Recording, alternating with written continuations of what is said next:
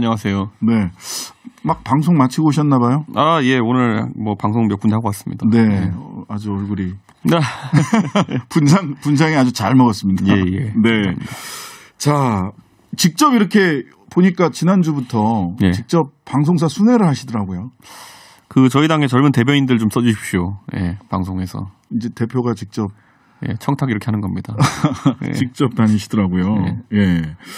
그래서, 이게 뭐, 본인이 하실 말씀이 있으신가 보다 하는 생각이 들기도 하고, 이게 뭐, 당이 전부 다 캠프로 다 가 있으니까, 기본 당무를 건사하는 것 자체가 굉장히 힘든 상황 아닌가 또 뭐 이런 생각도 해보고. 기본 당무가 어떻습니까? 별로 없습니다. 그러니까 저만 당사 지하에서 비단 주머니 열심히 만들고 있고. 비단 주머니요? 예.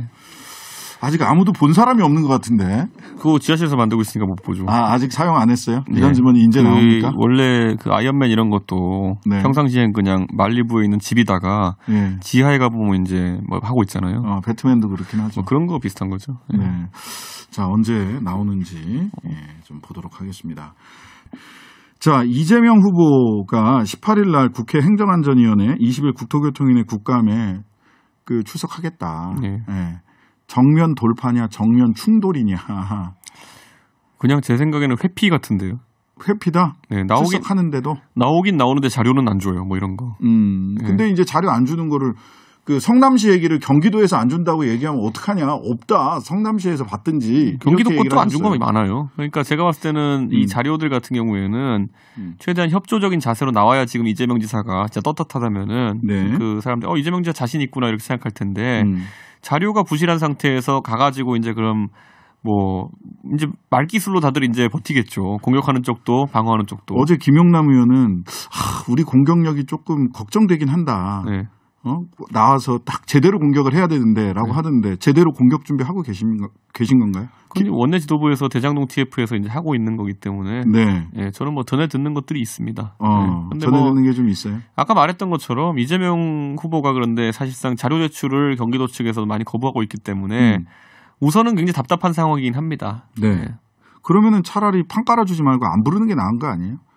제대로 공격할 만한 소재가 없다는 거 아닙니까 지금? 공격을 하려면 자료가 있어야 되는데. 아니죠. 지금 이제 이미 나와 있는 건들이 굉장히 많은데 여기에 대해서 이재명 후보가 계속 답변하는 거 보면은 되지도 않는 비유법 많이 쓰잖아요. 지금 보면은 뭐 한전 직원 뭐 이런 얘기도 하고 뭐 노벨과 다이너마이트 오늘은 뭐 시어머니의 무슨 뭐 시아버지가 분가한 며느리 부엌 뒤지려고 하는 거다. 이렇게 얘기를 했죠. 자료 내놓기 싫다는 말을 그렇게 비유해가지고 할 필요가 뭐가 있습니까? 예, 그리고 시아버지가 왜 나옵니까 거기서. 예, 그러니까 저는 지금 상황에서 굉장히 제가 봤을 때는 말의 향연으로 메꾸려고 하는 모습이 보인다 생각합니다. 이번에 3차 경선 결과를 봤으면 좀 약간 두려울 만도 한데 너무 버티기로 일관하시는 거 아니냐.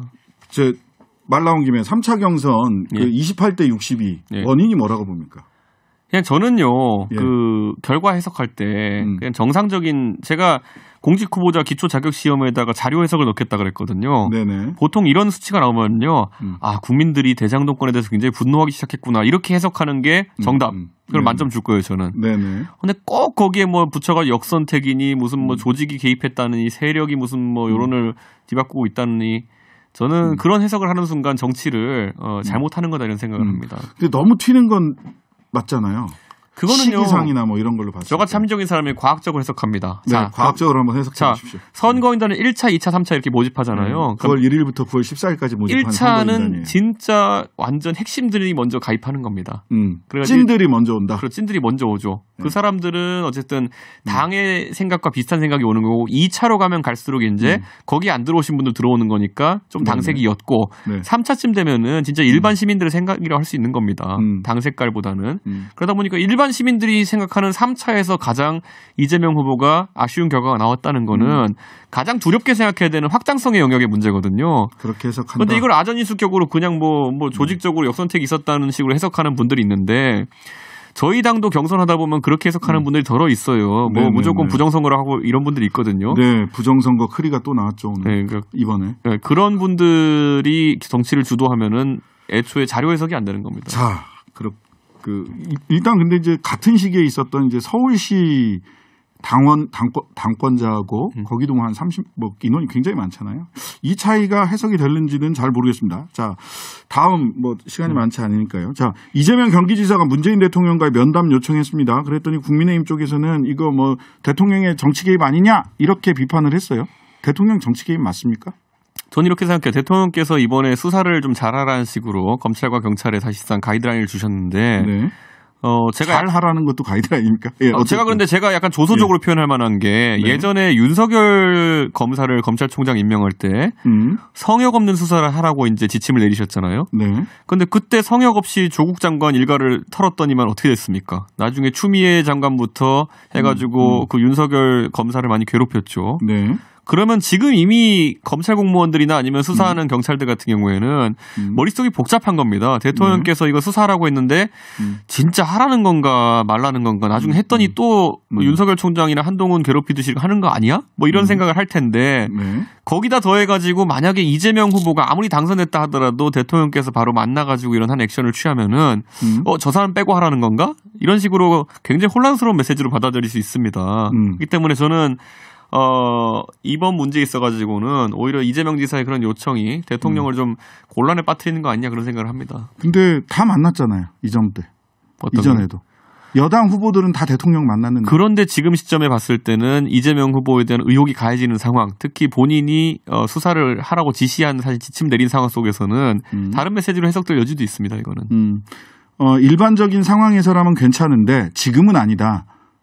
원래 건가요? 정치라는 건 말을 만드는 사람들이 많기 때문에 나라를 책임진 대통령께서는 보통 굉장히 그 방어적인 자세로 이런 것들이 임하거든요. 아니, 제가 왜 이런 말씀을 드리냐면 MB가 박근혜 대통령 후보 시절, MB 대통령 박근혜 후보 시절은 당선된 지 그 경선에서 승리한 지 13일 만에 2012년 9월 2일 날 만났고요. DJ가 노무현 후보를 만난 것은 2002년 4월 29일 이틀 만에 만났어요. 그러니까 여당의 대선 후보가 대통령을 만나는 건 기존에 이미 해왔던 건데 그거를 대통령이 정치 개입이다 이렇게 얘기하는 거는 과거의 사례와는 좀 다른 거 아니냐라는 생각이. 저는 지금 상황 속에서 어쨌든 검찰은 성남시청도 압수수색하지 않는다라는 것 때문에 수사에 있어가지고 상당히 적극적이지 않다라는 비판을 받는 상황 속에서 저는 이제 성남시청을 수사한다는 거는 사실상 이재명 후보를 수사하는 것이나 마찬가지인데 그 전 단계에서 대통령께서 오해에 살 만한 행동할 필요가 없다 이런 겁니다. 시기상 적절치 않다. 성남시청 갔다 온 다음에 만나시면 좋죠. 자, 지금까지 이준석 대표였습니다. 예.